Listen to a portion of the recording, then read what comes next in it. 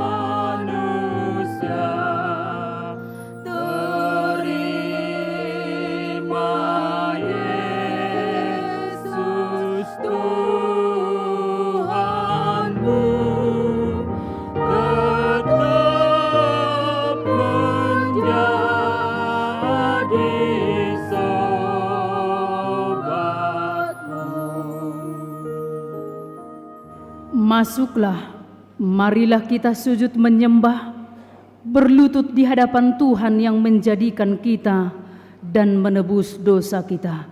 Kita bernyanyi.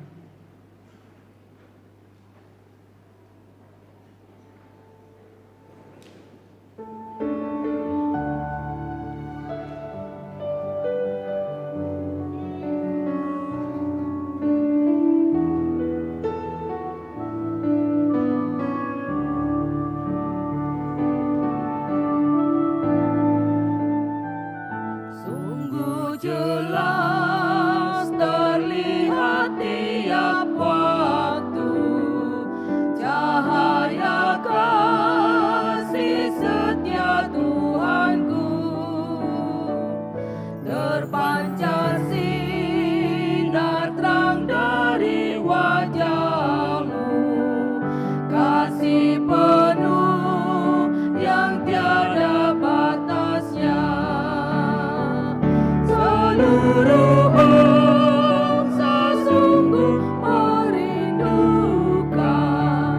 cahaya sinar kasih yang besar, bagai pelaut saat gelapnya malam, merindukan cahaya yang terang.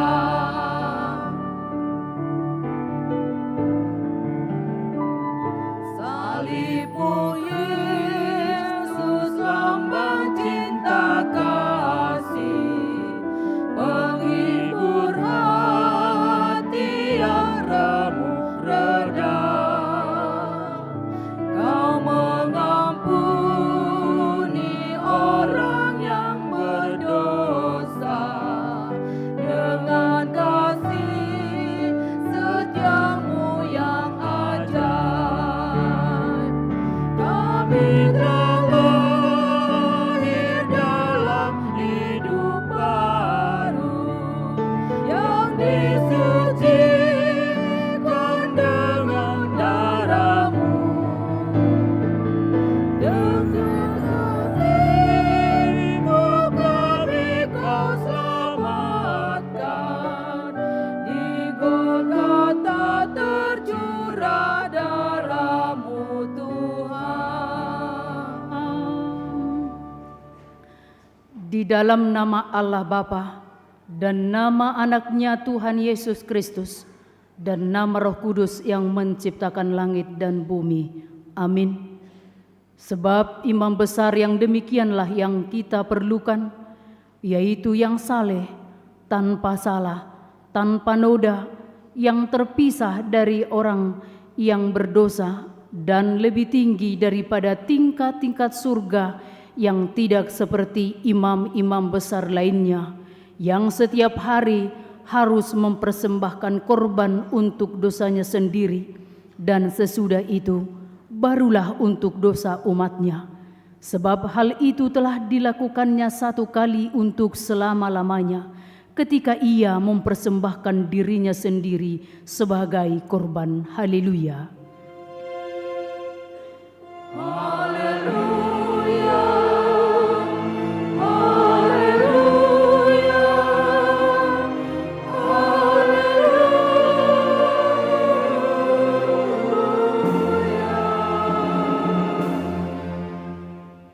Marilah kita berdoa. Ya Bapa dan Allah kami yang Maha Pengasih bagi seluruh umat manusia, Engkau telah mengaruniakan anak-Mu Yesus Kristus Tuhan kami menderita sengsara yang mati di kayu salib, supaya kami selamat dari kuasa iblis. Ajarlah kami mengenal segala penderitaan anak-Mu, agar kami beroleh berkat pengampunan dosa dan keselamatan dari kematian yang kedua kalinya, sehingga kami memperoleh hidup yang kekal di dalam anak-Mu Yesus Kristus Tuhan dan Juru Selamat kami. Amin. Kita bernyanyi.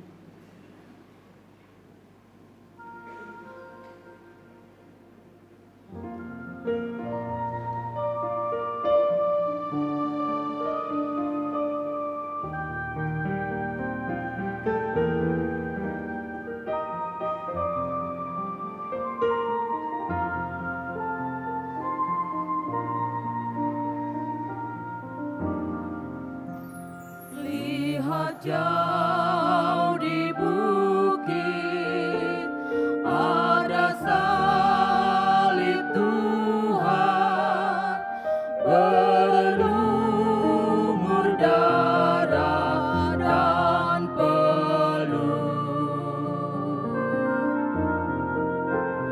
Yesus disalibkan untuk kesamaan,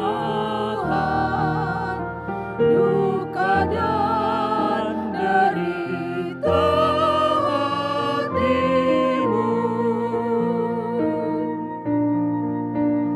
Aku sungguh cinta salibnya,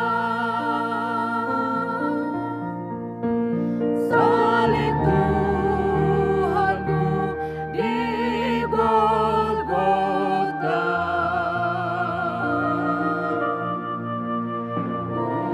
Kuatkan diri padanya, sampai nanti aku di surga.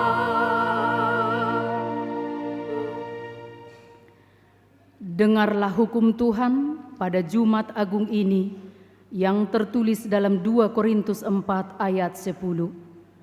Kami senantiasa membawa kematian Yesus di dalam tubuh kami, supaya kehidupan Yesus juga menjadi nyata di dalam tubuh kami. Demikianlah hukum Tuhan. Marilah kita memohon kekuatan kepada Tuhan untuk melakukan hukum-Nya.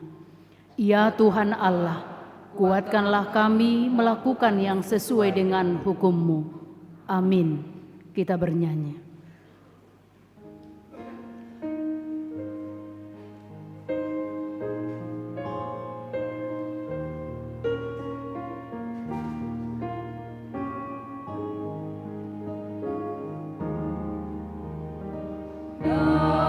Datanglah kepada Yesus yang letih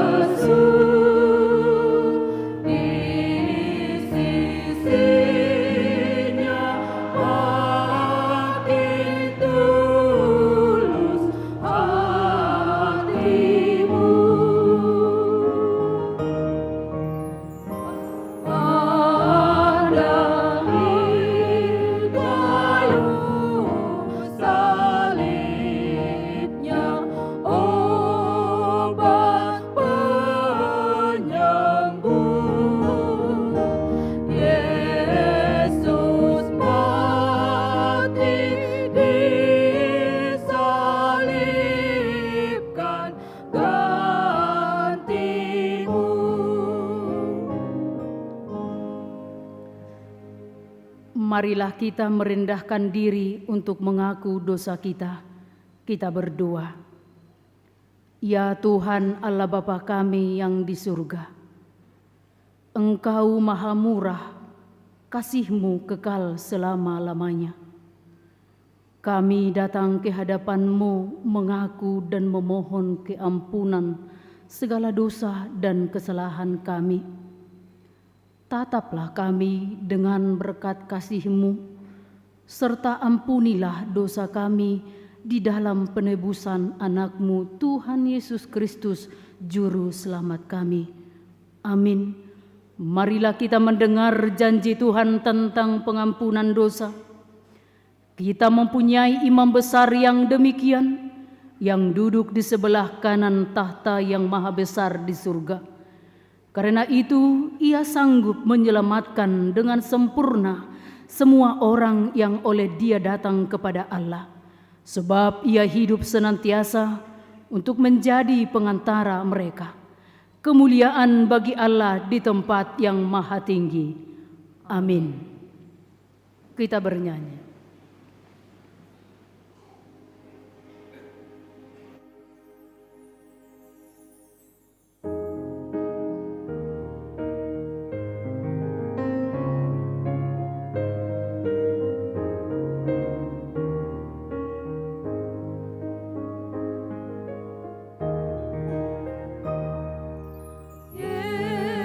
Sumber kehidupan, Juru Selamat jiwaku. Kau kalahkan kematian, musuh kehidupanku. Kau disalib sampai mati, agar hidupku abadi.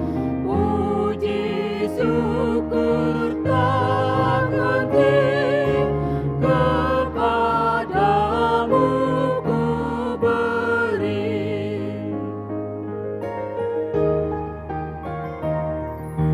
Penghinaan dan cercaan diludahi, didera.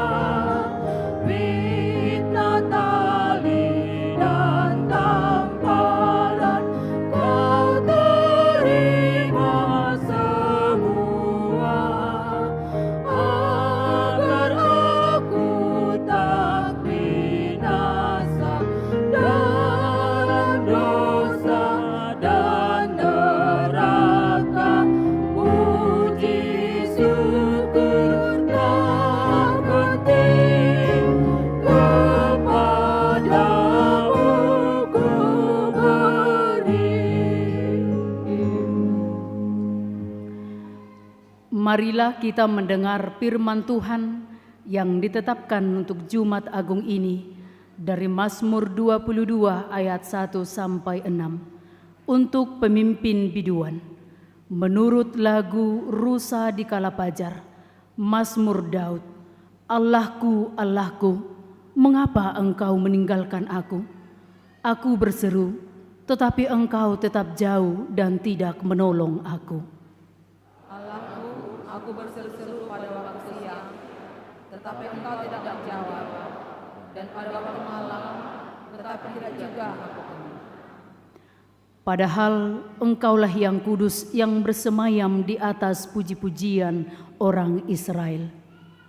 Kepadamu nenek moyang kami percaya, mereka percaya, dan engkau meluputkan mereka. Kepadamu mereka berseru-seru, dan mereka terluput. Kepadamu mereka percaya, dan mereka tidak mendapat malu. Demikianlah firman Tuhan.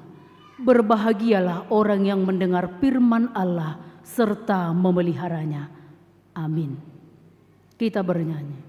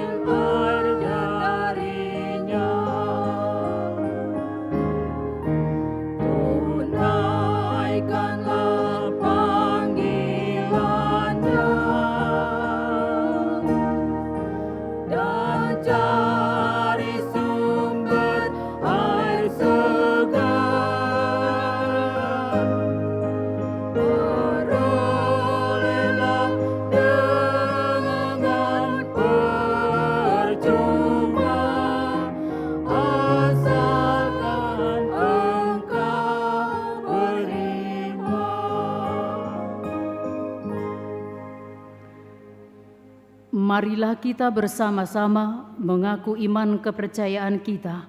Sebagaimana teman-teman seiman di seluruh dunia, kita bersama-sama mengucapkannya. Aku percaya kepada Allah, Bapa yang Maha Kuasa, Khalik langit dan bumi. Aku percaya kepada Yesus Kristus, Anak-Nya yang tunggal Tuhan kita, yang dikandung daripada Roh Kudus, lahir dari anak darah Maria, yang menderita sengsara di bawah pemerintahan Pontius Pilatus, disalibkan, mati dan dikuburkan, yang turun ke dalam kerajaan maut. Pada hari yang ketiga, bangkit pula dari antara orang mati, naik ke surga, duduk di sebelah kanan Allah, Bapa yang Maha Kuasa. Dari sana akan datang kelak untuk menghakimi orang yang hidup dan yang mati. Aku percaya kepada Roh Kudus dan adanya satu gereja yang kudus, persekutuan orang yang kudus, pengampunan dosa, kebangkitan daging, dan hidup yang kekal. Bapak, Ibu, Saudara-saudari yang dikasihi Tuhan kita Yesus Kristus, marilah kita dengarkan warta jemaat pada Jumat Agung hari ini, 29 Maret 2024. Yang pertama, Jumat Agung. Peringatan Jumat Agung 29 Maret 2024, kita akan mengadakan ibadah perjamuan kudus dengan jadwal sebagai berikut: pukul 6.30 WIB, pukul 9 WIB, pukul 11.30 WIB, dan pukul 17 WIB kebaktian remaja digabung. Yang kedua, masa hening peringatan kematian Tuhan Yesus atau Ulaun Nahohom. Pada hari Jumat 29 Maret 2024, kebaktian masa hening peringatan kematian Tuhan Yesus atau Ulaun Nahohom masuk pukul 14 WIB. Yang ketiga, kebaktian subuh. Pada hari Minggu 31 Maret 2024, kita mengadakan kebaktian subuh atau buha-buha ijuk masuk pukul 5 WIB bertempat di gereja. Keempat, Minggu Paskah pertama atau peringatan kebangkitan Tuhan Yesus. Pada hari Minggu 31 Maret 2024, kita merayakan peringatan kebangkitan Tuhan Yesus Kristus. Yang kelima, kebangkitan Pesta Paskah yang kedua atau peringatan Hari Kebangkitan Tuhan Yesus. Pada hari Senin 1 April 2024, kita merayakan peringatan kebangkitan Tuhan Yesus Kristus atau Paskah yang kedua masuk pukul 17 WIB. Demikianlah warta untuk kita hari ini. Kita bernyanyi.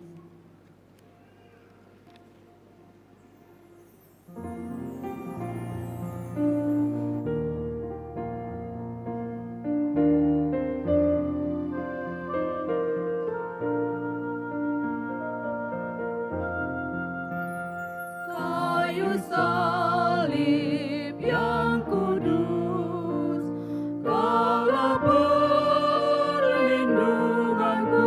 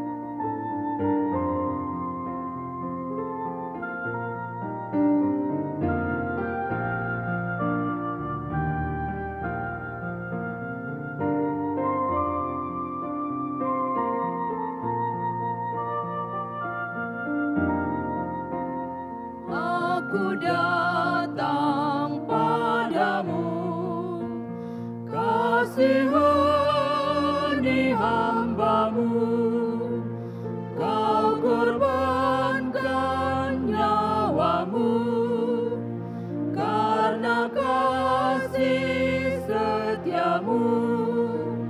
Sambut aku, Tuhanku, dan lindungi jiwaku. Ku dihimpit dosaku, Kau yang melepaskanku. Penuh noda hidupku, dikuduskan darah-Mu. Aku hina tercela, Kau beri harta yang bakal.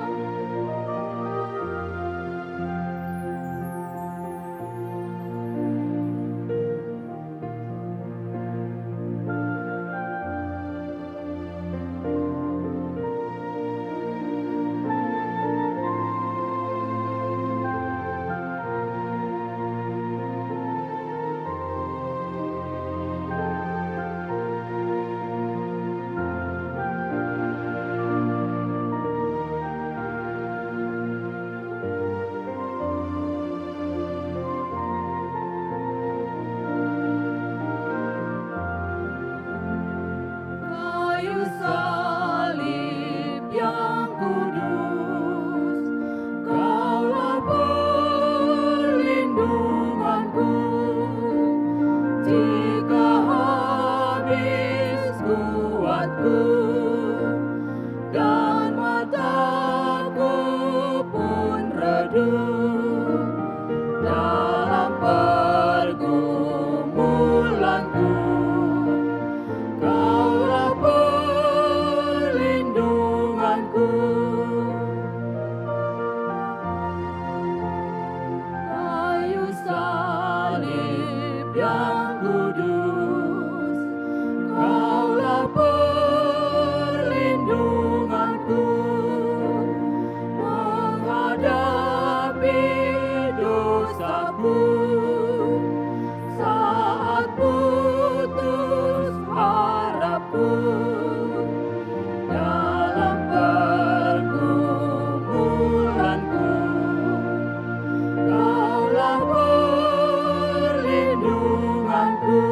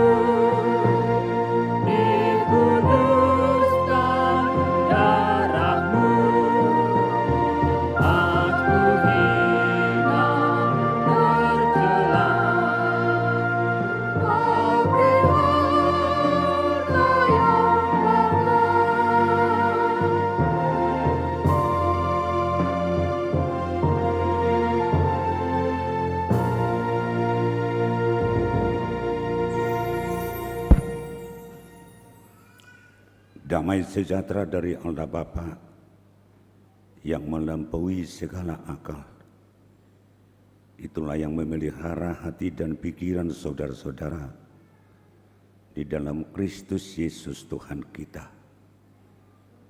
Amin.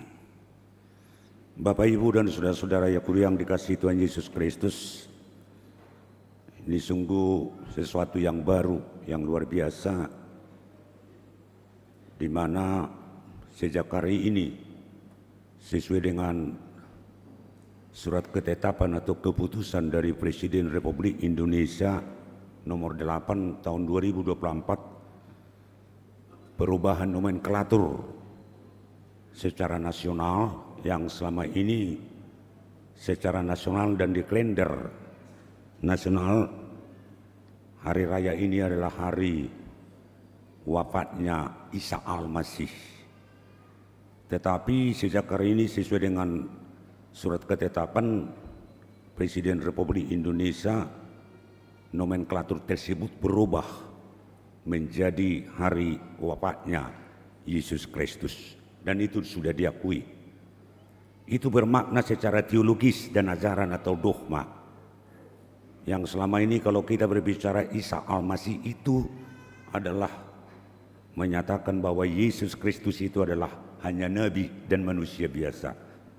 Tetapi jika nomenklatur itu berubah menjadi sebutan perayaan wafatnya Yesus Kristus, itu secara teologis menekankan ketuhanan daripada Yesus Kristus.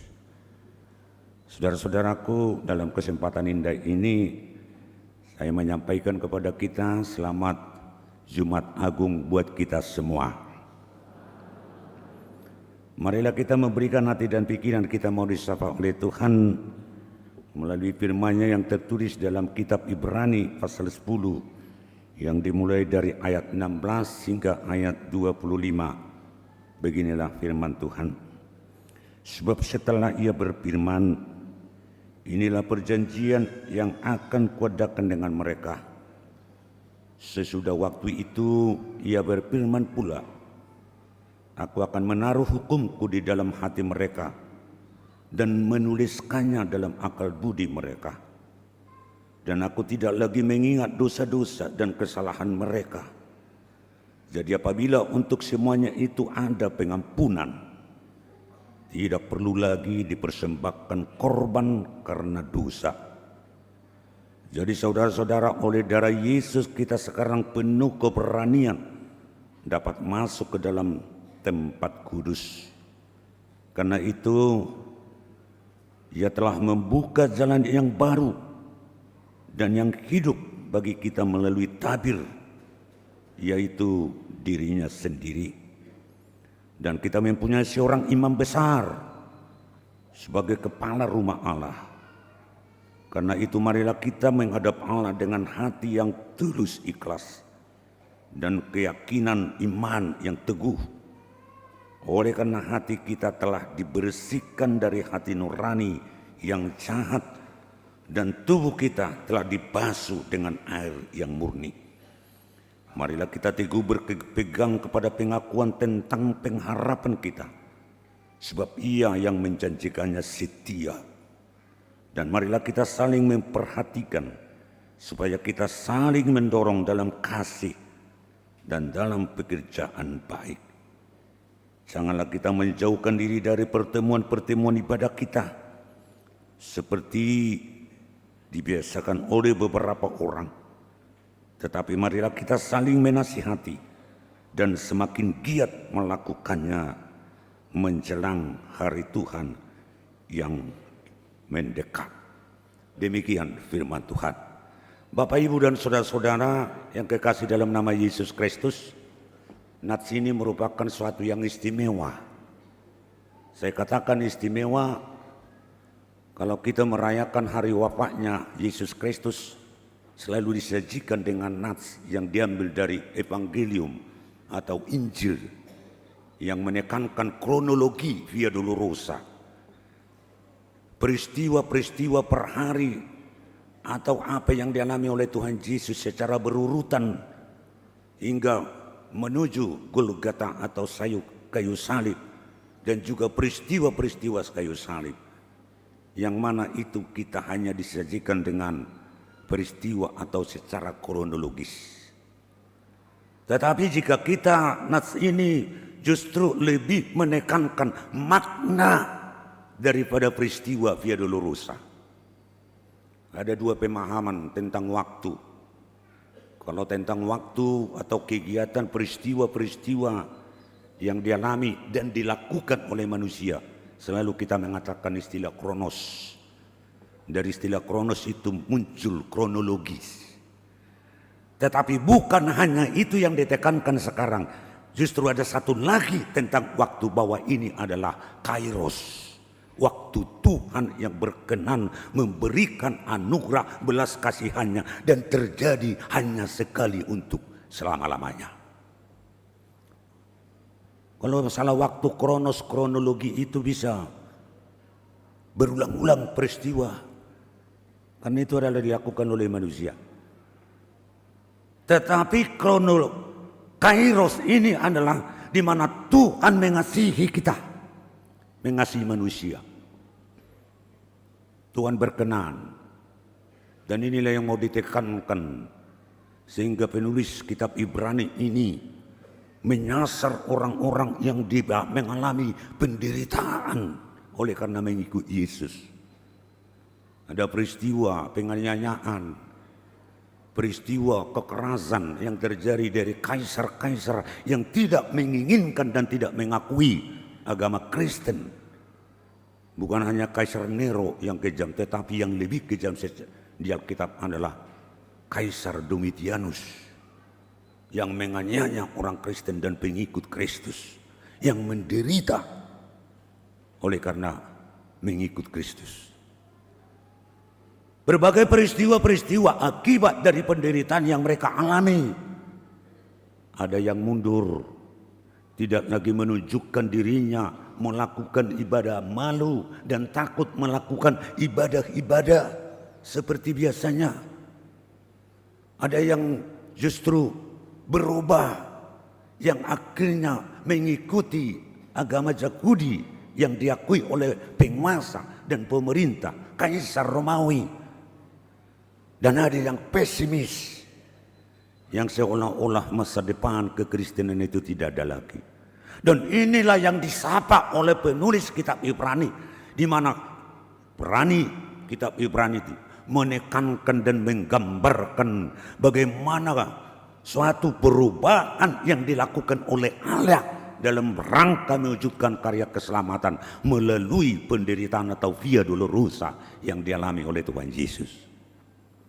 Banyak perubahan yang mau disampaikan di sini, terutama bagaimana peristiwa tersebut menjadi sesuatu yang kita sebut sebagai kairos yang memberikan perubahan secara total dan secara radikal.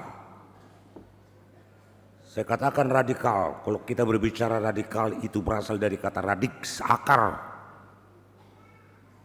Kalau pemahaman mereka bahwa keselamatan itu selama ini adalah lewat bagaimana kita melakukan hukum Taurat. Tetapi kita sebagai orang percaya, pengikut Kristus yang menderita, yang dianiaya, adalah beroleh keselamatan lewat sola gratia, hanya oleh karena anugerah daripada Tuhan melalui derita atau Via Dolorosa yang ditempuh oleh Tuhan Yesus. Maka dengan itu bukan sekedar untuk menjadi sesuatu yang bisa mengenakan pendengaran para orang-orang yang menderita. Tetapi Tuhan mengatakan bahwa peristiwa Via Dolorosa atau penyaliban itu adalah suatu perjanjian yang agung, perjanjian yang mulia. Bukan hanya mengenakan pendengaran, melainkan dalam firman Tuhan ini dikatakan bahwa itu tertulis dalam akal budi setiap orang. Ini bukan perjanjian yang main-main. Kalau dikatakan ini sampai ke tingkat dibuat menjadi aturan, dibuat menjadi hukum, perjanjian bahkan dituliskan di dalam akal budi manusia. Yang mana itu menekankan betapa penting bahwa peristiwa yang dialami dibandingkan peristiwa yang dialami oleh manusia tidak seberapa. Dan bukan hanya perubahan itu yang mau ditekankan dalam hal ini, tetapi lebih daripada itu, di mana kesempatan ini menjadi sesuatu yang bisa memberikan keselamatan secara universal. Bukan egoisme keselamatan, tetapi oleh darah Kristus itu, bahwa dosa-dosa setiap orang, pelanggaran setiap orang, dan keselamatan itu terbuka secara universal. Sehingga kita mengatakan bahwa keselamatan yang dibawa dan ditawarkan lewat peristiwa Via Dolorosa dan Golgota itu adalah universalisme keselamatan. Yang seharusnya keselamatan itu bukan hanya dimiliki orang Kristen, tetapi dunia. Jika ada orang yang mencibirkan, karena saya alami, gereja kita ini hati-hati ya di medsos. Gereja kita ditutup satu oleh karena perdebatan di medsos, di mana kawan kita anak muda mahasiswa mengupdate statusnya Yesus disalibkan. Sehingga muncul komentar netizen menjelek-jelekkan, mencemooh. Akhirnya dia tidak menerima anak kita mahasiswa ini. Terjadi perdebatan. Sehingga terjadi ketegangan. Dan kelompok mencari tempat ini anak kita ini. Dan mencari tempatnya di mana. Dan gereja kita HKBP jadi ditutup. Gara-gara itu. Yang mau saya katakan apa? Yang seharusnya sekalipun banyak yang mencela, banyak yang tidak menerima, tapi itu adalah bagian daripada penderitaan. Tapi ingatlah, sesungguhnya bukan hanya orang-orang Kristen yang mengikut Kristus, yang percaya kepada Kristus itu mau diselamatkan melalui penyaliban, tetapi dunia ini yang seharusnya semua mengakui Yesus Kristus itu. Tidak perlu perdebatan keras dan sebagainya. Bagi saya baru-baru ini saya jawab di medsos yang mengatakan agama ini benar, dan saya lihat latar belakang yang mencet saya adalah dia paling tidak mengerti tentang agamanya. Tetapi dia mempertanyakan kepada saya, mana agama benar? Dan saya jawab dengan sederhana, agama yang benar menurut saya apabila agamanya tidak dipersoalkan dan tidak diperdebatkan. Kristen tidak pernah mempersoalkan agamanya, memperdebat. Kami Kristen mengimani ajaran agama kami, dan itu yang terbaik. Kenapa kita harus mempersoalkan agama yang kita anut? Mari kita terima, mari kita imani, mari kita lakukan tuntutan agama kita. Dan itu juga lah merespon dari semua dunia sekarang. Yang bagaimana, betapa luar biasanya peristiwa penyaliban Kristus itu, di mana itu suatu perubahan yang radikal. Itu adalah kesempatan bagi kita untuk menerima kehapusan dosa. Dan perubahan ketiga adalah bahwa melalui status Yesus Kristus dinaikkan.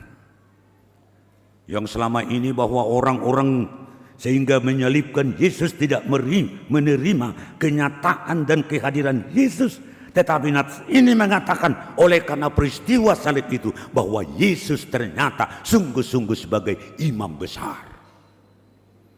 Dalam perjanjian baru bahwa imam itu sungguh menentukan. Dan istilah imam besar di sini menyatakan bahwa Yesus Kristus itulah pemilik otoritas yang berdaulat dan sungguh-sungguh.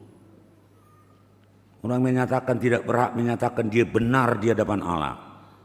Tapi yang berhak menyatakan benar atau tidaknya adalah bahwa Yesuslah pemilik kebenaran dan memiliki otoritas untuk menentukan benar tidaknya seseorang, sebab dia adalah imam besar. Kalau kita kembali memahami perjanjian lama, fungsi daripada imam besar yang ada melayani di bait suci, ada beberapa tempat sekat-sekat, ada tirai, ada tabir. Ini tempat yang kurang kudus, ini tempat yang setengah kudus, dan ini tempat yang paling kudus. Dan tempat yang paling kudus itulah tempat imam besar. Dan imam besar yang berperan sebagai wakil Allah bagi manusia dan wakil manusia untuk menyampaikan syafaat bagi Allah. Tetapi Yesus Kristus itu yang selama ini, kalau dalam perjanjian lama, persembahan untuk memohon pengampunan dosa harus lewat imam besar. Dan segala persembahan-persembahan yang mau dipersembahkan kepada Tuhan harus lewat imam besar.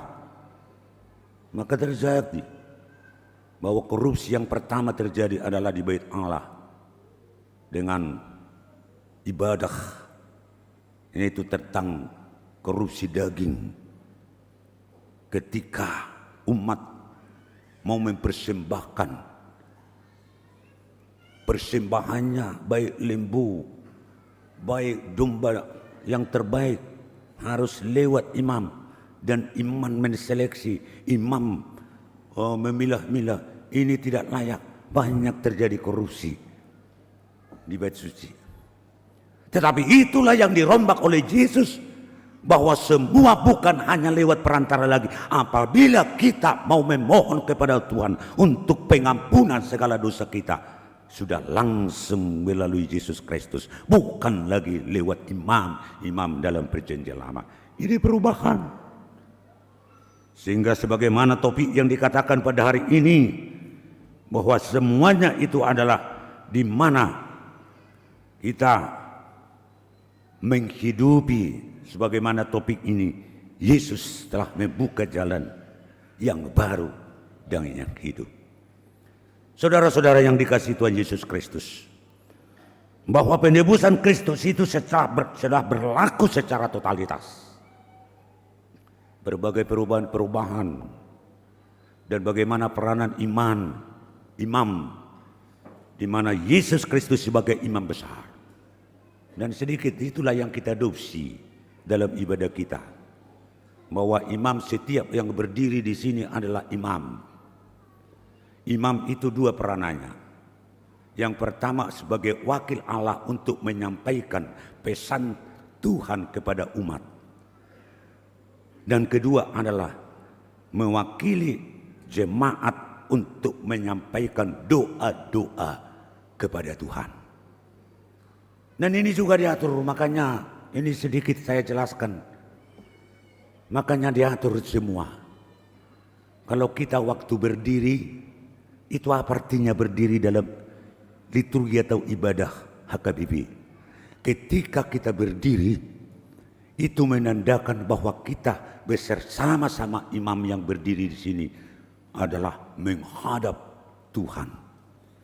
Kalau kita duduk, peranan imam liturgis yang kita sebut di sini adalah menyampaikan pesan Tuhan kepada kita. Maka kalau berdiri, duduk, itu diatur secara teologis. Kalau kita beribadah sungguh-sungguh, kalau waktu berdiri, orang yang sungguh-sungguh beribadah, pasti dia dengan semangat berdiri. Ya, kenapa artinya? Berdiri itu dalam ibadah HKBP adalah menandakan bahwa dia dengan tulus dan bersemangat datang menghadap Tuhan. Kalau gereja Lutheran, makanya imam ini kadang menghadap jemaat, kadang membelakangi jemaat. Ketika imam beserta jemaat menghadap Tuhan, dia di sana mewakili imam, mewakili Tuhan, mewakili anggota jemaat, dia membelakangi anggota jemaat dan bersama-sama menghadap altar. Itu gereja Lutheran. HKBP telah ada juga HKBP yang melakukan itu. Dan ketika imam itu menyampaikan pesan Tuhan, dia menghadap. Maka ada berubah-ubah kalau kita perhatikan. Kalau liturgis kita menyatakan dengarlah firman Tuhan, dia berperan sebagai wakil Allah. Tapi marilah kita mengaku dosa, dia mewakili jemaat untuk menghadap Tuhan. Penting ibadah dan luar biasa ya. Ini mungkin menyemangati kita. Ternyata sekarang di Monabasugit sungguh prihatin, orang sudah jarang beribadah. Justru di kota-kota seperti ini banyak berduyun-duyun orang beribadah, bahkan saling berebut tempat-tempat. Dan mudah-mudahan di kota seperti ini enggak seperti di kampung saya dulu. Kalau dulu di kampung saya beribadah atau bergereja itu tempat RHS, bahasa Batak, RHS. RHS, R-nya itu roh tu gereja, hanya itu hudul di gereja, S-nya itu sernep di gereja, kira-kira seperti itu. Tapi sekarang sudah ditambah lagi RHSS, sudah 2 S-nya. R-nya itu roh tu gereja, hanya itu hudul di gereja. S pertama itu selfie dulu di gereja, baru setelah selfie mari kita sernep bersama-sama. Kira-kira seperti itu. Tapi di kota nggak ada seperti itu. Makanya saya sering menyebutkan, sekarang sudah tambah gereja kita yang kita layani di distrik ini, sudah 349. Barusan saya resmikan satu lagi, menjadi 348. Luar biasa perkembangannya. Bahkan masih banyak sekarang antri soal waktu, minta ke saya untuk meresmikan beberapa lagi gereja tahun ini. Tapi kalau saya lihat, makanya kalau saya pergi ke daerah-daerah, ke kebun-kebun sana, ya berkali-kali saya katakan ya kan, kalau saya berkhotbah di situ 1,5 jam pun nggak persoalan, ya bahkan nggak ada yang ngantuk. 1 jam, 1,5 jam saya berkhotbah nggak ada yang berani ngantuk. Karena apa? Karena tempat duduknya hanya papan, tinggal ada sandaran, sehingga kalau ngantuk bahaya. Karena kira-kira seperti itu. Kalau di sini kan enak, ya ada sandaran, ada AC. Kalau di sana nggak ada AC, bahkan panas-panas, mana berani orang ngantuk. 1,5 jam pun saya berkhotbah situ, mana ada yang berani ngantuk itu. Orang sekali ngantuk dia berbahaya, nggak ada kursinya, nggak ada sandarannya kan. Inilah mau AC, mau ini, mau kipas-kipas juga enak. Makanya ada beberapa orang yang ngantuk kan, kira-kira seperti itu kan enak. Kelihatan dari sini loh, ya kan. Untung kita ketawa, maka dia sudah bangun. Terima kasih. Ya. Karena memang hanya sedikit perbedaan, saya selalu mengatakan, hanya sedikit perbedaan yang ngantuk dengan yang serius mendengarkan khotbah. Kalau dia serius mendengarkan khotbah dari tadi, ada yang pelan-pelan naik, pelan naik, pelan turun, begini-begini. Tapi ada beberapa orang pelan naik, tiba-tiba turun, berarti dia sudah kena dia. Kan? Nah, kalau kita sudah menerima perubahan yang telah dibuat oleh Tuhan Yesus Kristus itu melalui Via Dolorosa, ini menjadi penghiburan dan penguatan kepada orang-orang Kristen supaya ketika mereka menderita, mereka mengingat ini semua Yesus. Seberapa penderitaan saya dibandingkan apa yang dialami oleh Tuhan Yesus hanya untuk menghapuskan dan menebus saya serta memberikan keselamatan kepada saya. Ini menjadi motivasi bagi mereka, sehingga dia, kalaupun ada penderitaan, sekalipun kita sebagai orang percaya, kalau penderitaan itu harus terus menerus terjadi. Tetapi apa yang dikatakan dalam nats ini, bahwa kita telah menerima hidup baru lewat peristiwa Via Dolorosa atau penyaliban Kristus. marilah kita merespon lewat sikap bahwa hidup baru itu selalu ditandai dalam hal ini ada 3 hal. Atas semua itu, sebagai orang Kristen dikatakan tetaplah bangga sebagai orang Kristen. Tetaplah bersemangat sebagai orang Kristen. Sekalipun kesulitan dan penderitaan itu harus dialami oleh orang-orang percaya.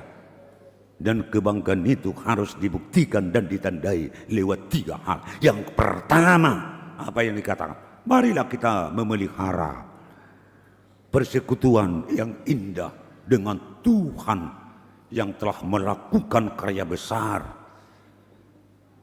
Dan otomatis ketika kita membangun interaksi yang selalu intens terhadap Tuhan, kita juga harus memelihara persekutuan, interaksi yang baik dengan sesama manusia. Sehingga kita mendapat tugas yang baru oleh karena kita telah diselamatkan oleh Tuhan. Dan tugas kita itu, kita hadir sebagai orang percaya, sebagai orang beriman, hadir di tengah-tengah saudara-saudara kita, di mana kawan-kawan yang lemah, kita berkewajiban untuk menguatkan dan meneguhkan hatinya. Jadilah seperti doa-doa Fransiskus Caprius sebagai bukti daripada orang percaya. Jadikanlah kami Tuhan di tengah-tengah perbantah-bantahan. Jadikanlah kami orang yang sudah dibaharui ini menjadi pembawa damai. Di tengah-tengah kebencian, kami yang sudah ditebus, jadikanlah kami pembawa kasih. Di tengah-tengah keputusasaan, jadikanlah kami sebagai orang yang sudah dibaharui ini pembawa harapan. Dan disitulah kehadiran orang-orang percaya yang selalu membangun hubungan yang baik dengan Tuhan. Kalau istilah penulis Ibrani di sini, pandanglah Tuhan itu selalu. Pandanglah Tuhan yang memberikan keselamatan itu. Oleh karenanya, saudara-saudaraku yang dikasihi Tuhan Yesus Kristus, sebagai orang percaya harus dapat dipercaya dan membawa pengaruh kepada orang lain untuk membawa orang lain menjadi percaya kepada Yesus Kristus. Banggalah menjadi orang Kristen. Banggalah menjadi pengikut Kristus. Sekalipun banyak tantangan ada. Selalu tantangan itu ada. Dan yang kedua, tetap memelihara dan memberikan, membuka hatinya supaya tetap hidup di dalam pengharapan.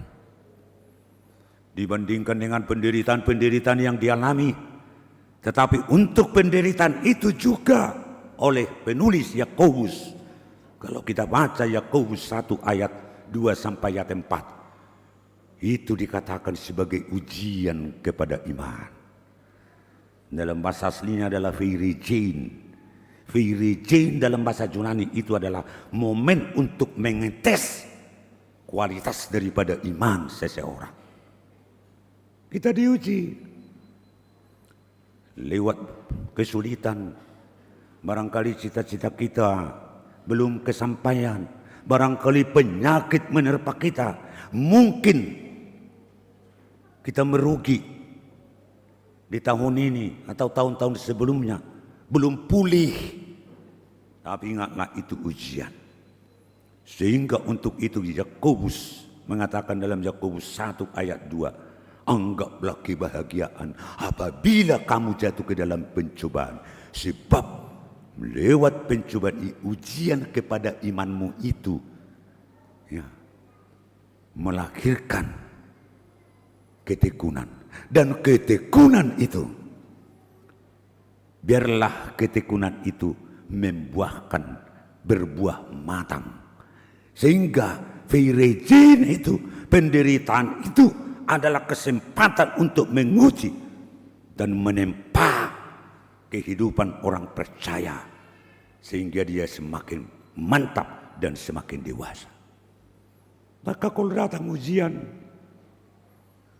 untuk menaikkan kelas kita, ujian terhadap iman, sehingga ini menguatkan, dan kita sudah mendengarkan firman Tuhan ini, dan ini menjadi materi kita untuk menguatkan saudara-saudara kita.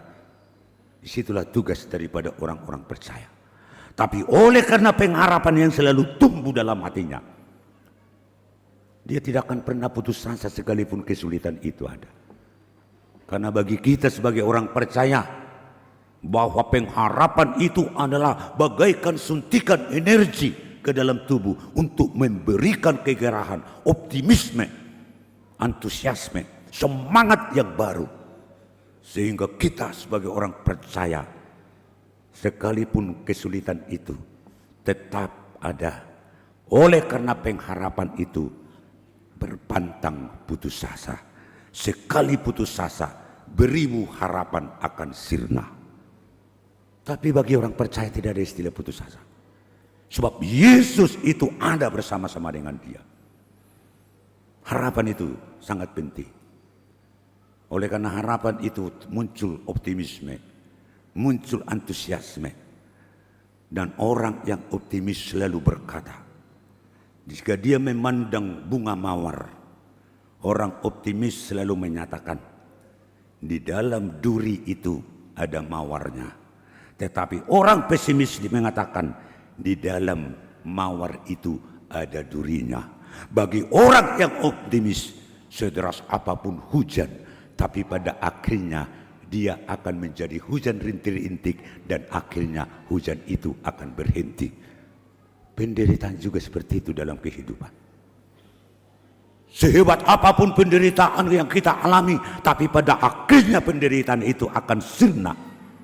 Tapi itu harus direspon dan dikuatkan lewat senjata yang sudah terbangun dalam hati kita. Tetap membangun pengharapan. Paulus mengatakan dalam Roma 3, pengharapan itu tidak akan mengecewakan. Saudara-saudaraku, yang terakhir, tetap memelihara hubungan yang baik. Jangan meninggalkan ibadahmu. Ayat 25 dikatakan, jangan meninggalkan ibadah. Marilah kita teguh berpegang kepada pengakuan.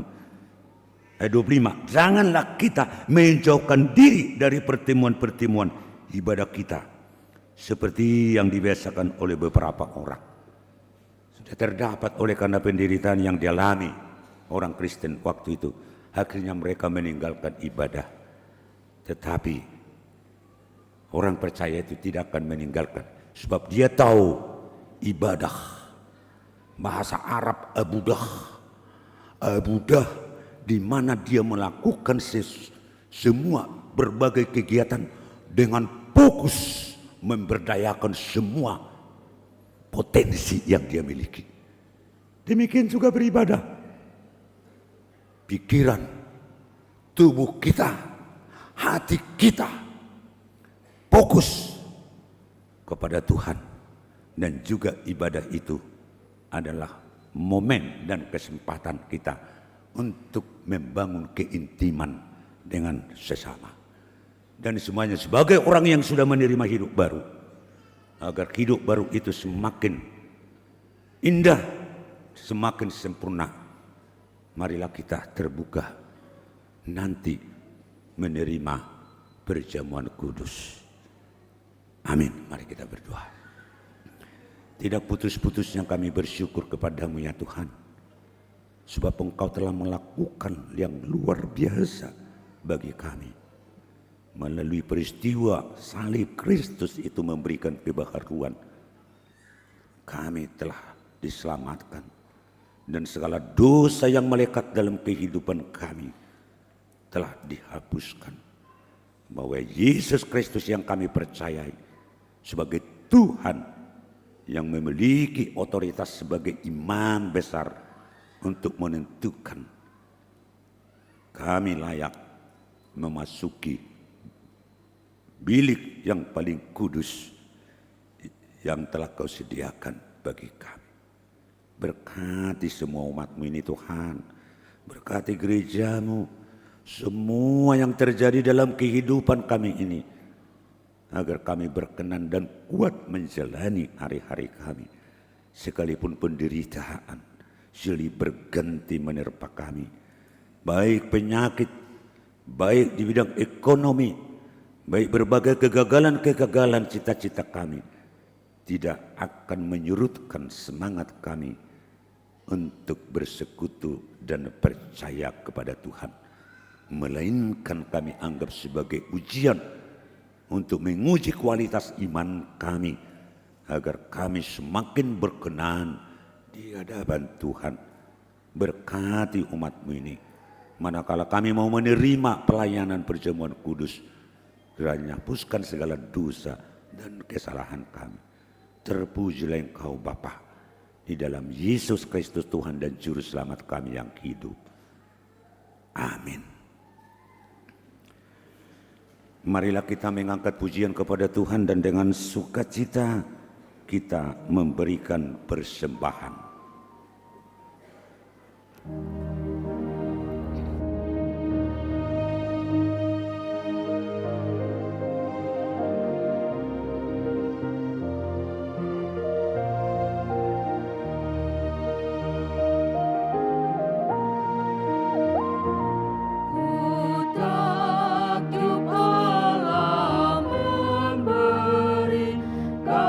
Kasihnya padaku,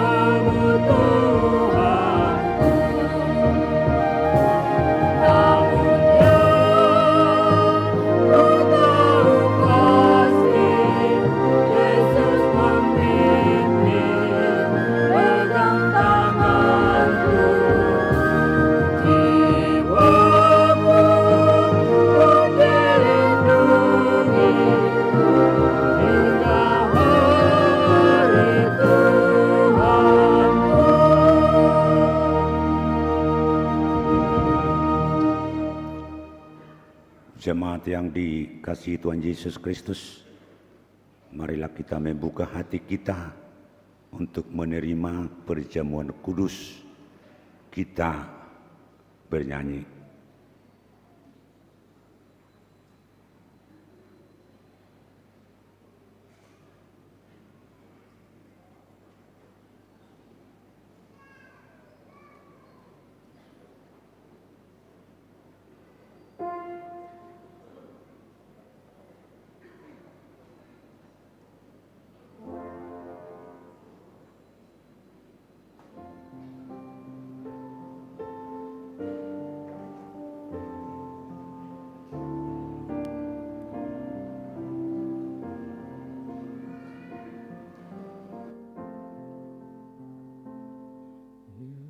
Yesus yang menanggung dosa umat manusia, selamatkan kami. Yesus yang menanggung dosa umat manusia, selamatkan kami. Yesus yang menanggung dosa seluruh dunia, berilah kami damai. Amin, amin, amin.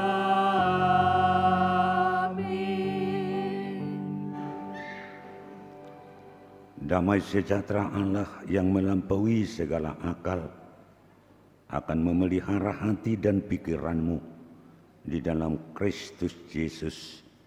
Amin. Marilah kita berdoa. Ya Tuhan Allah yang maha murah, Bapa kami yang ada di surga, hadirlah di tengah-tengah kami pada waktu kami menerima perjamuan yang kudus itu. Berikanlah Roh Kudus kepada kami masing-masing, agar kami percaya kepada anak-Mu Yesus Kristus penebus kami. Tolonglah kami untuk menyangkal diri kami, agar kami dapat mengikuti Tuhan Yesus Kristus dan iman kami semakin hidup dan kuat. Gerakkanlah hati kami agar selalu merindukan kedatangan-Mu yang kedua kalinya. Amin. Jemaat yang dikasihi Allah, kita bermaksud untuk menerima perjamuan kudus. Oleh karena itu kita perlu meneliti diri kita. Apakah kita layak menerima perjamuan kudus itu supaya tidak seorang pun dari antara kita yang kena hukuman Allah. Sebab mereka yang layak menerima perjamuan kudus itu hanyalah orang yang menyesali segala perbuatannya yang jahat dan yang mengaku dosa-dosanya dan yang yakin akan keampunan dosa yang dianugerahkan Tuhan Yesus Kristus. Dan mereka yang menerima perjamuan kudus itu hendaknya jangan lagi melayani iblis dan harus menghindari dosa. Jauhkanlah dirimu daripada hal-hal yang jahat, dari iri hati dan kebencian. Tetapi hendaklah kamu selalu merenungkan Tuhan Yesus Kristus yang telah mati dan bangkit kembali, supaya kamu layak menerima perjamuan kudus itu. Karena itu, marilah kita meneliti diri kita masing-masing. Jawablah pertanyaan-pertanyaan ini. Jemaat kami undang berdiri.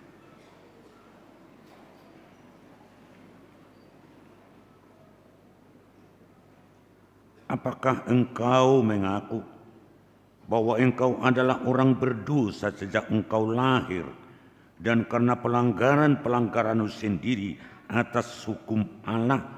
Jika demikian, jawablah ya. Apakah engkau menyesali dosa-dosamu dan engkau merindukan keampunan? Jika demikian, jawablah ya. Apakah engkau mengakui bahwa Tuhan Yesus telah datang ke dunia ini untuk menyelamatkan orang berdosa? Dia yang telah mati dan bangkit kembali untuk menanggung dan menghapuskan dosamu. Jika demikian, jawablah ya. Apakah engkau mau menjauhkan dirimu dari kebencian dan kedengkian? Seterusnya, apakah engkau mau berdamai dengan orang yang menyakiti hatimu? Dan maukah kau mengampuninya sebagaimana engkau mengharapkan Allah akan mengampuni dosa-dosamu?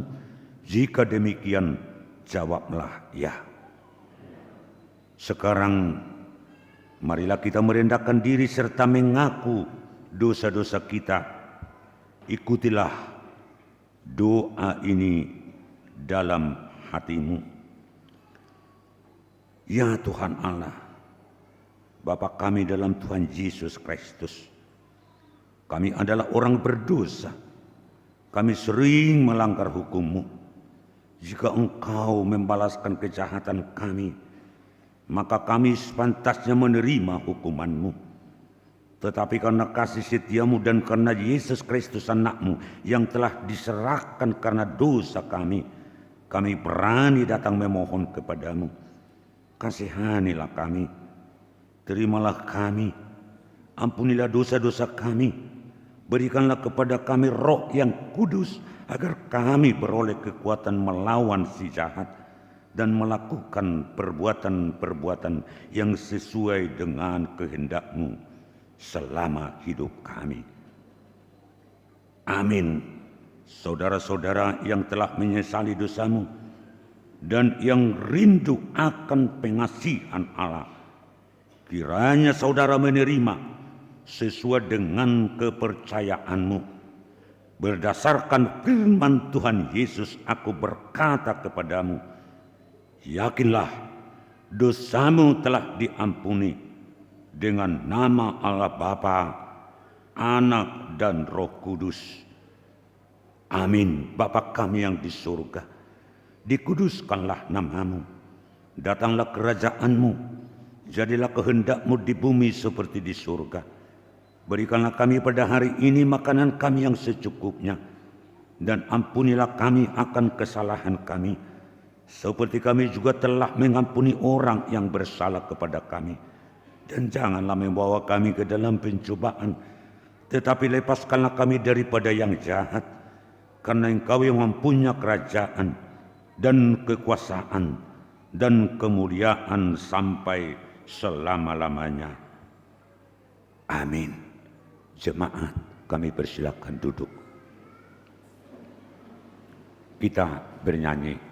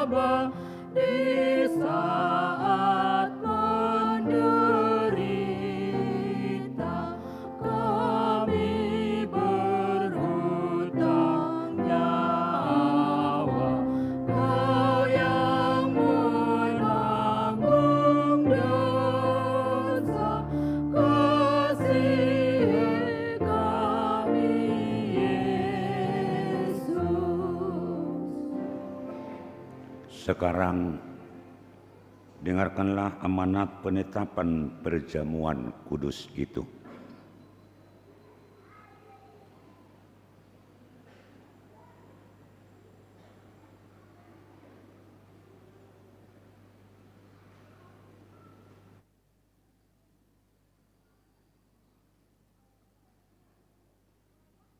Pada malam tatkala Yesus diserahkan, Yesus mengambil roti dan setelah mengucapkan terima kasih, Dia memecah-mecahnya lalu memberikannya kepada murid-muridnya sambil berkata, Ambillah dan makanlah. Inilah tubuhku yang diserahkan karena kamu. Perbuatlah seperti ini menjadi peringatan akan aku.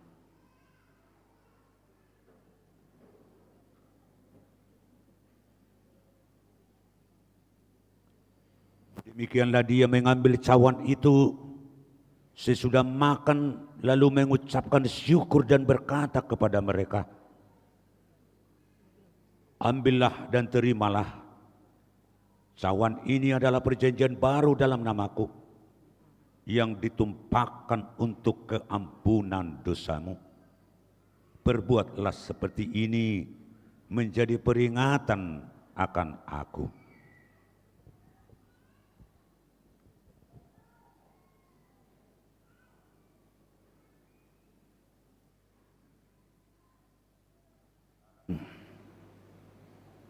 Sekarang marilah semuanya telah bertersedia. Lihat dan nikmatilah pemberian Allah.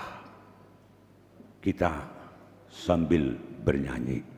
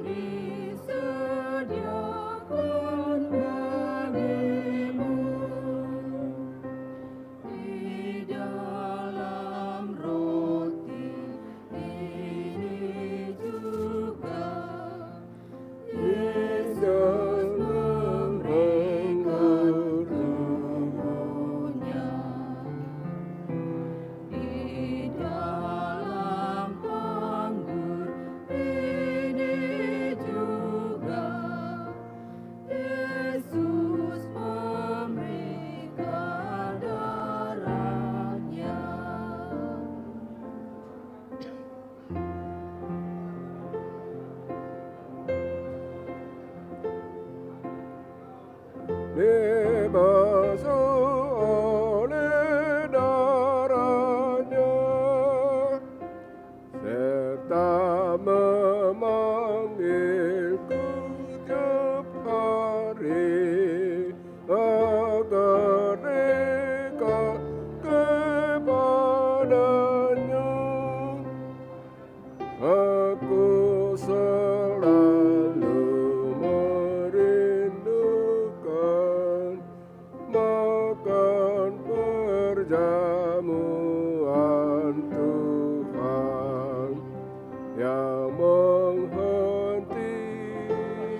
dan pertikaian,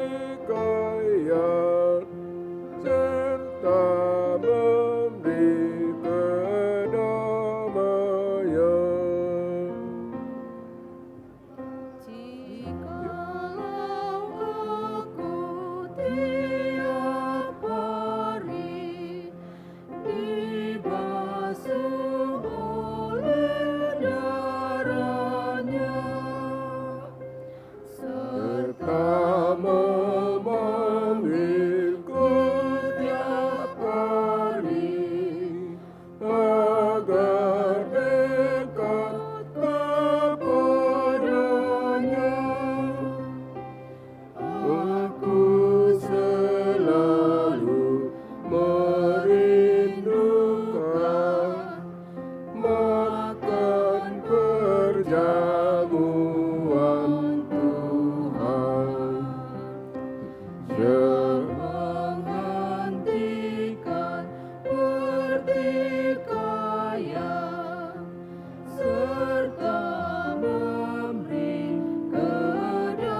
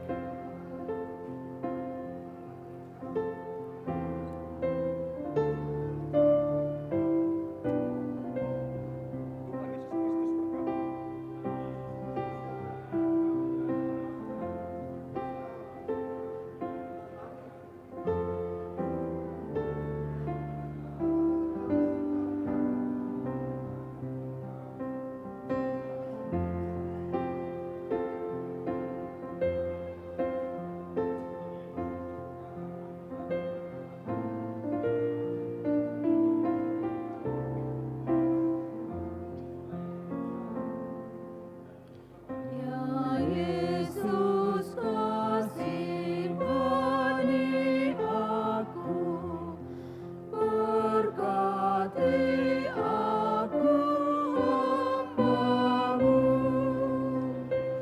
Firman-Mu lah yang aku turut, makan jamuan yang kudus,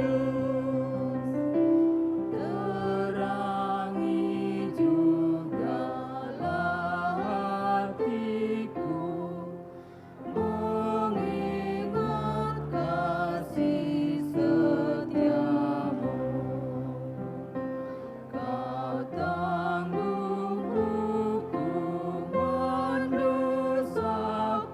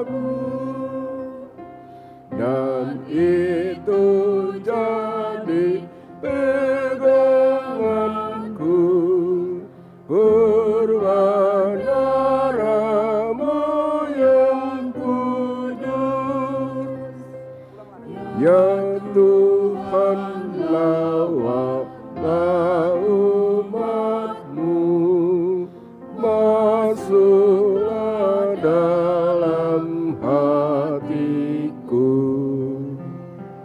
jadikan hatiku baik-Mu, jadilah aku milik-Mu.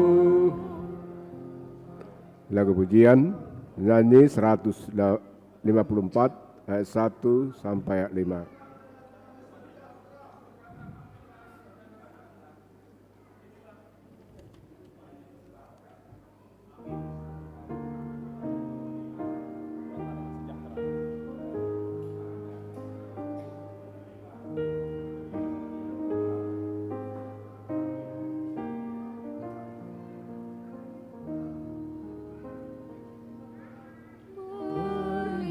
Hiaslah jiwaku,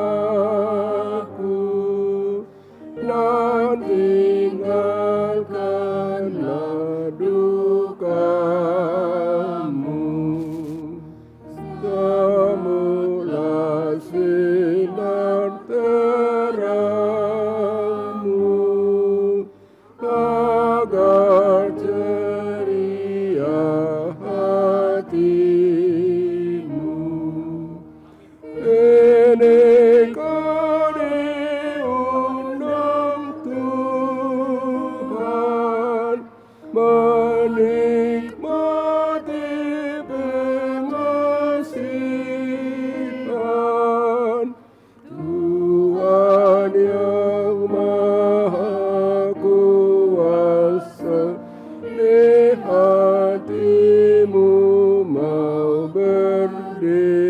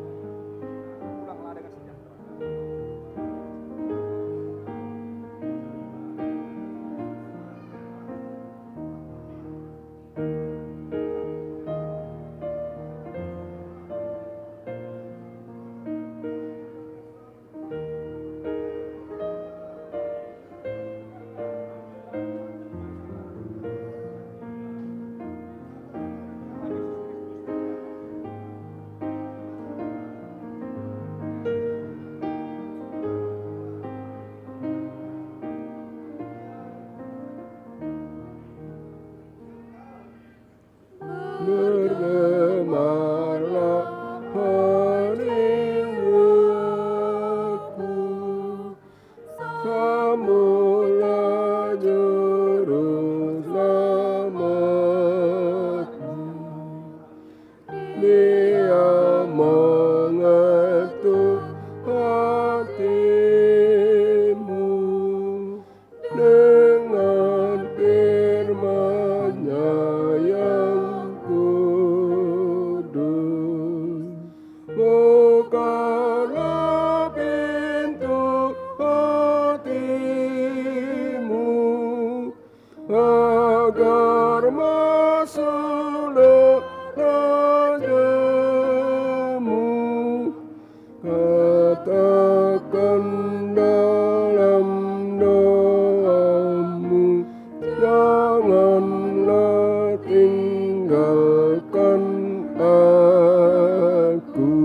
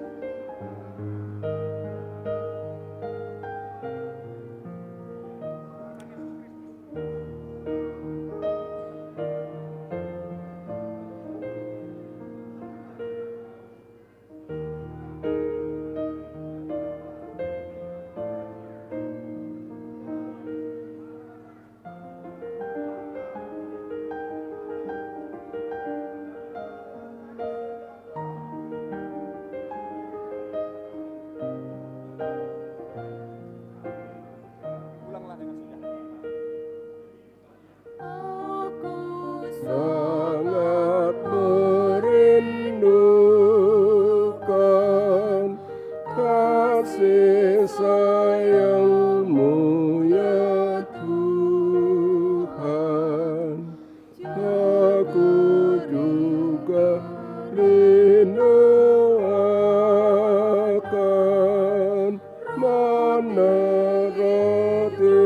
hari surga. Jiwaku sungguh dahaga, haus minum darah Pasca. Pilihanku tiada salah, bersekutu dengan Allah.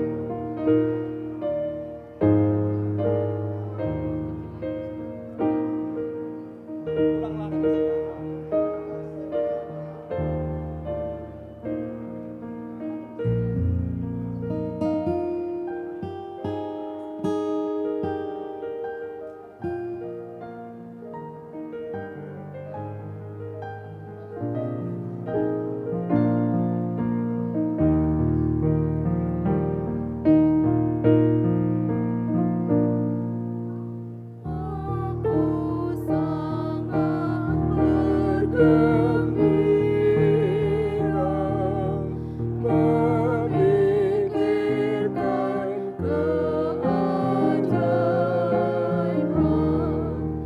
dari apa yang kumakan, darah dalam perjamuan, karena tak terpikirkan keselamatan dari Tuhan. Hanya Roh Kudus saja dapat memberi pengertian.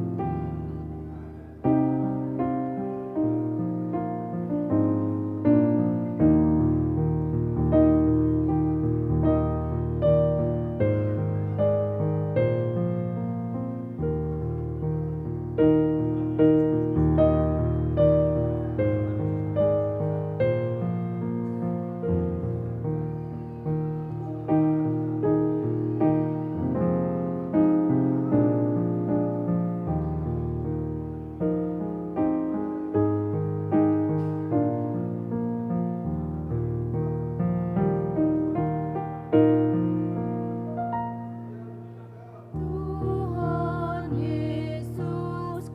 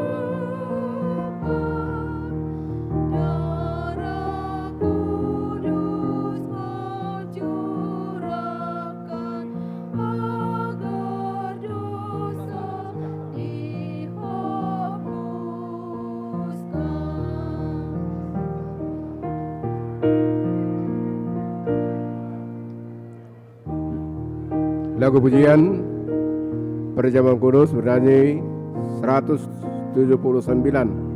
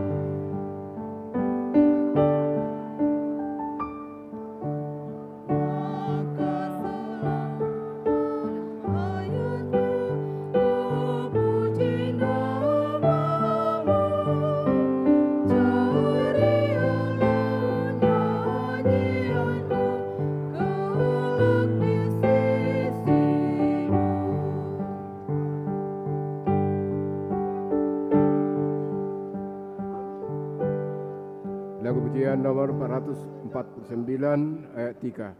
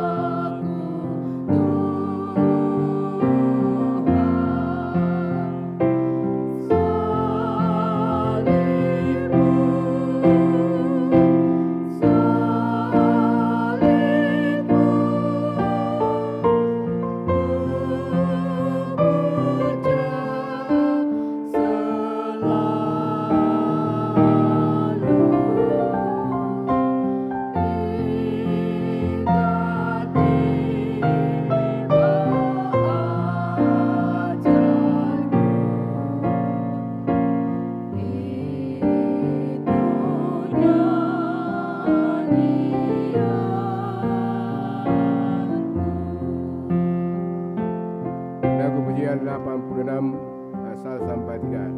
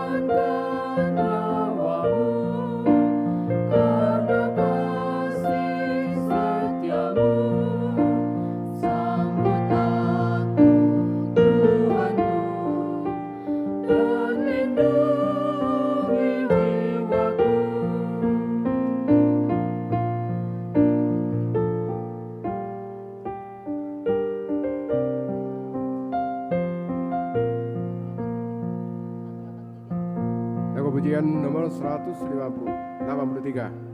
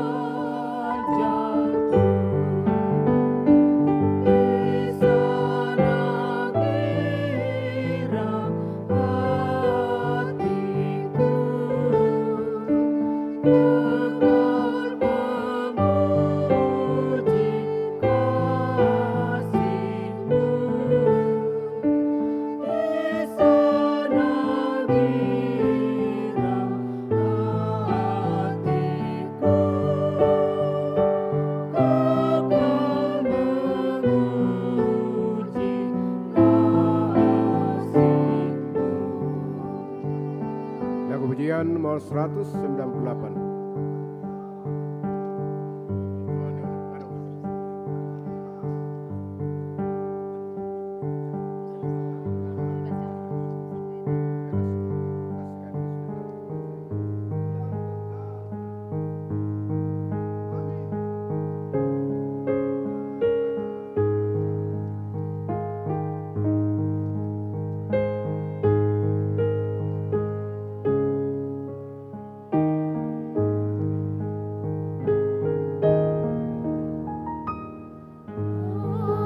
Andaikan Yesus kau bukan milikku,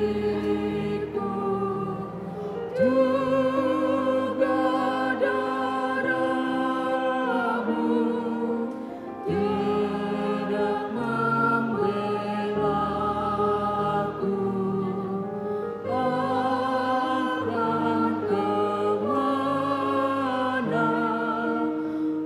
aku yang berdosa, mohon ampunlah.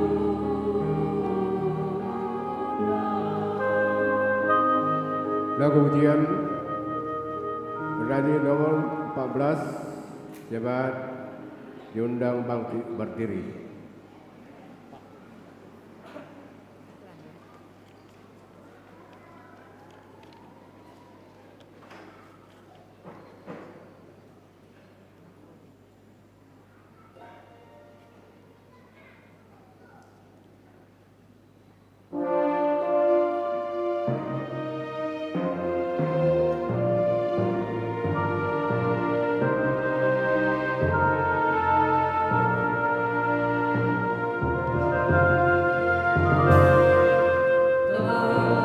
Terpujilah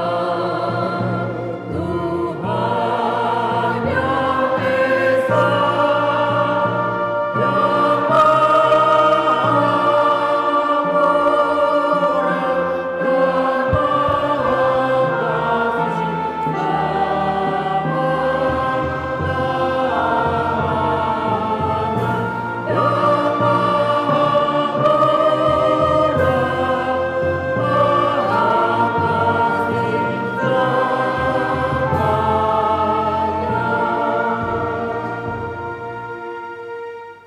Pujilah Tuhan hai jiwaku, pujilah namanya yang kudus, hai segenap batinku. Pujilah Tuhan hai jiwaku dan janganlah lupakan segala kebaikannya. Dia yang mengampuni segala kesalahanmu, yang menyembuhkan segala penyakitmu, dan Dia yang menebusmu dari lubang kubur, yang memahkotai engkau dengan kasih setia dan rahmat. Tuhan adalah penyayang dan pengasih, panjang sabar dan berlimpah anugerah kasih setianya. Tidak selalu Dia menuntut dan tidak untuk selama-lamanya Dia mendadam. Tidak dilakukannya kepada kita setimpal dengan dosa kita, dan tidak dibalaskannya kepada kita setimpal dengan kesalahan kita. Seperti Bapa yang sayang anaknya, demikianlah Tuhan sayang kepada orang-orang yang takut akan Dia. Allah telah menyatakan kasih sayangnya kepada kita orang-orang berdosa ini, yaitu tak kala Kristus mati di kayu salib, maka terlebih lagi pada waktu ini setelah kita dibenarkan melalui darahnya. Sebab itu mulutku dan jiwaku dan perbuatanku akan memuji Tuhan Allah sampai selama-lamanya. Tuhan Yesus membuka jalan yang baru dan yang hidup bagi kita. Karena itu marilah kita menghadap Allah dengan hati yang tulus ikhlas dan keyakinan iman yang teguh. Oleh karena hati kita telah dibersihkan dari hati nurani yang jahat, dan tubuh kita telah dibasuh dengan air yang murni. Kami teguh berpegang pada pengakuan tentang pengharapan kita, sebab Ia yang menjadikannya setia. Ya Tuhan, teguhkanlah iman kami sampai akhir hidup kami, agar kami dapat masuk ke tempat yang penuh ketenangan, yaitu dalam kehidupan kekal yang Engkau siapkan bagi mereka yang mengasihi Engkau. Amin. Marilah kita berdoa untuk menyerahkan persembahan kita kepada Tuhan. Ya Allah Bapa kami yang di surga, kami mengaku bahwa Tuhan adalah sumber dari segala karunia yang melimpah dalam kehidupan kami masing-masing. Sebagian daripada karunia itu kami serahkan kembali sebagai persembahan kepada Tuhan. Terimalah dan berkatilah persembahan umat-Mu ini, agar dapat kami pergunakan untuk pekerjaan dan pelayanan kerajaan Tuhan di dunia ini. Bukalah hati kami untuk mengenal betapa banyak berkat dan karunia yang kami peroleh dari Tuhan, supaya kami senantiasa bersyukur kepada-Mu di dalam nama Yesus Kristus Tuhan kami. Amin.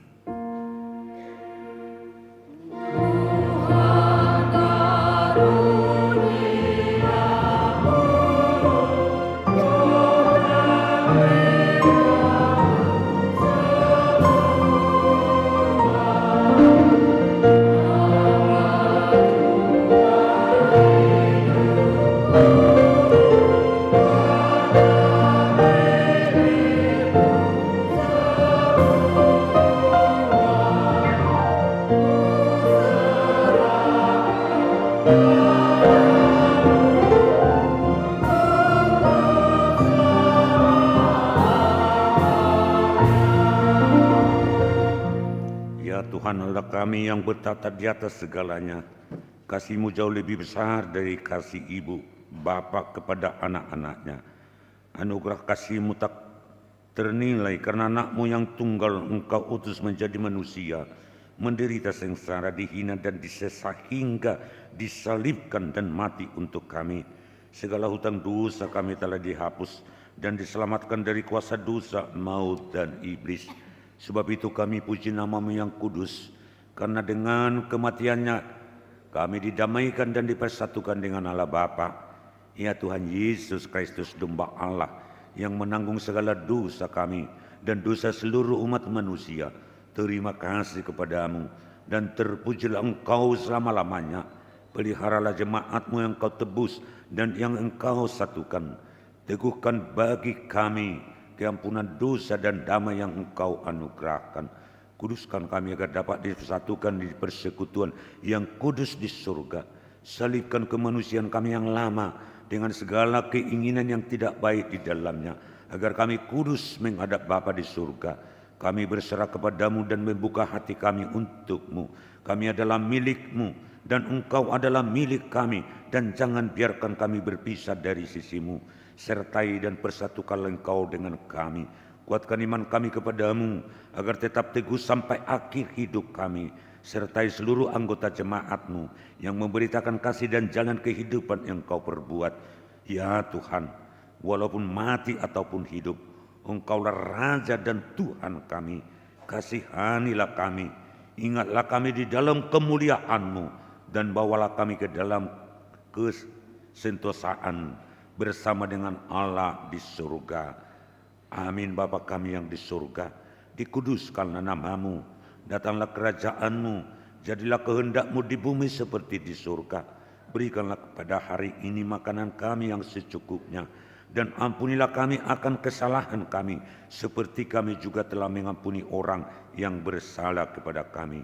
Dan janganlah membawa kami ke dalam pencobaan, tetapi lepaskanlah kami daripada yang jahat.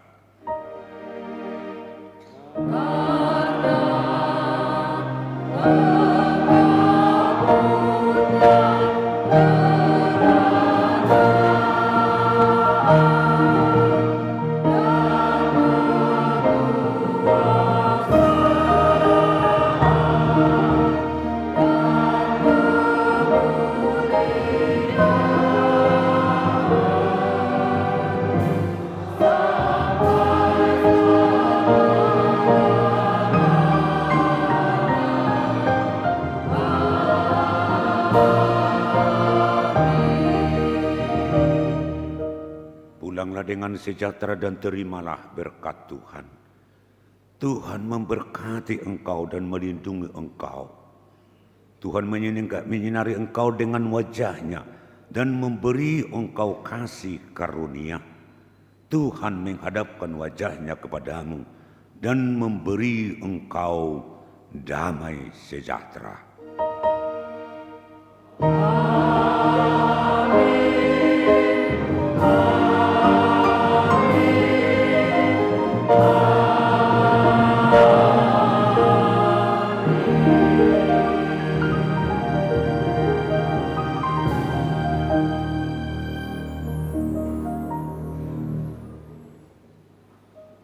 Selamat Jumat Agung. Shalom.